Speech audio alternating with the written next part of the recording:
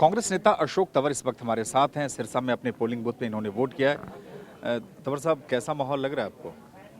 माहौल तो बहुत बढ़िया है। बच्चे बूढ़े जवान 92 साल के अभी वोट देने आए, उन्होंने आशीर्वाद दिया। ऐसे ही मैं समझता हूँ कि पूरा हरियाणा निकला हुआ है।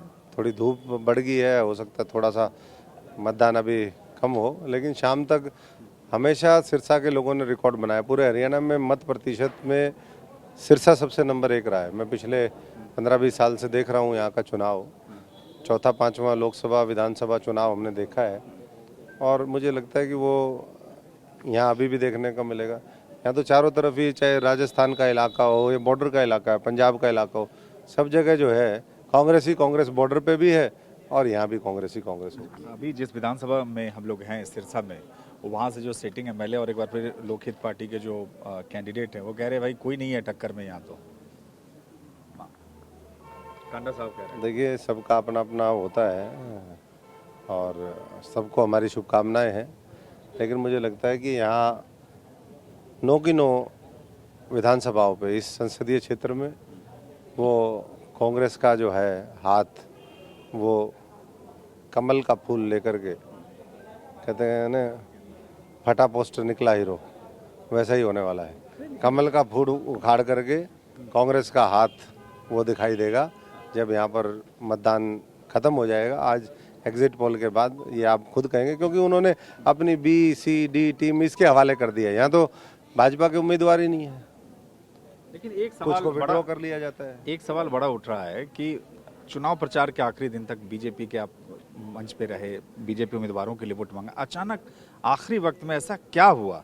ये लोग जरूर जानना चाहेंगे कि आप अचानक कांग्रेस के मंच पे दिखाई दे दिए। देखिए, मैं ऐसा ही हूँ। ऐसा का मतलब ये है कि मैं देश के लिए, प्रदेश के लिए, उसके लोगों के बारे में सोचता हूँ। पिछली बार मेरी कोई टिकट नहीं काटी थी कांग्रेस पार्टी ने। हमारे जो साथी थे जिन्होंने संघर्ष किया था, उनके साथ कुछ टिकट वितरण में गड़बड़ हुई, हमारे मतभेद हुए, हमने छोड़ दी। तो जिनकी हमने सरकार बनवाई, बीजेपी की सरकार पिछली बार बनवा दी थी गलती से, क्योंकि हमारा गुस्सा था। आइन जेजेपी की बन गई थी, उन्होंने कौन सा ये कहा कि भाई खुले मंचों से कि हम वो हो गए। आज इतने परेशान क्यों हैं? इतने परेशान क्यों? मैं एक दिन पहले तो छोड़ा, अगर मैं 10 दिन पहले, 2-3 महीने पहले छोड़ देता तो उनका क्या हाल होता।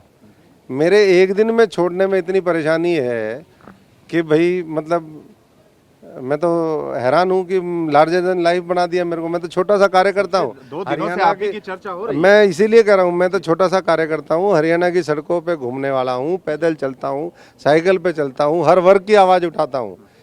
और हमारे साथ जो है लोग बार बार धोखा कर देते हैं। बहुत लोगों ने धोखा किया, लेकिन मैं ये मानता हूँ देश को जो धोखा देने वाले लोग हैं उनसे सावधान रहना चाहिए।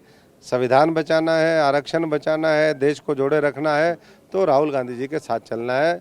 यही मुझे लगता है कि अंत में कहते हैं ना कि सुबह का भूला वापस लौट आए तो कोई नहीं। हम अपने घर में गए, मैं कहाँ गया हूँ? मैं पहले गलत जगह पे था, अब तो मैं ठीक जगह पे हूँ। ये अशोक जी, मैंने सुबह से कई लोगों से बात की सिरसा में, दुष्यंत चौटाला से, रंजीत चौटाला से, गोपाल कांडा से।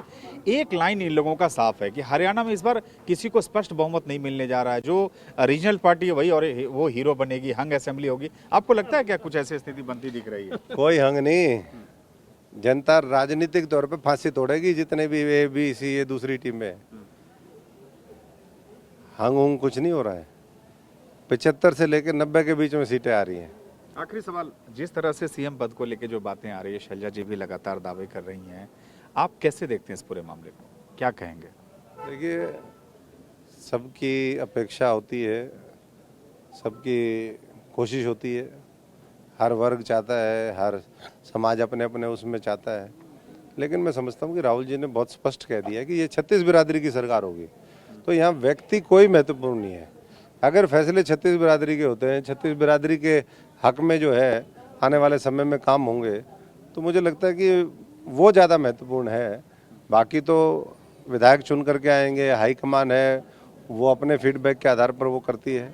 लेकिन मुझे पूरा यकीन है कि जो फैसला होगा वो हरियाणा के हित में होगा और गरीब समाज को जिस दर्द के साथ गुजरना पड़ा, किसानों को जिस दर्द के साथ गुजरना पड़ा, कर्मचारी वर्ग को, नौजवानों को जिस दर्द को झेलना पड़ा 10 वर्ष, अब उसकी मुक्ति का समय है।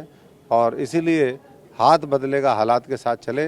हमारी जो गारंटियां हैं वो कांग्रेस पार्टी पूरी करेगी। बहुत धन्यवाद। ये थे अशोक तंवर और मुस्कुराते हुए कह रहे हैं कि परिवर्तन की जो लहर है, परिवर्तन की जो हवा है वो हरियाणा में बह रही है और जनता ने बदलाव का मन बना लिया है और नतीजों में भी वो बदलाव का असर दिखेगा।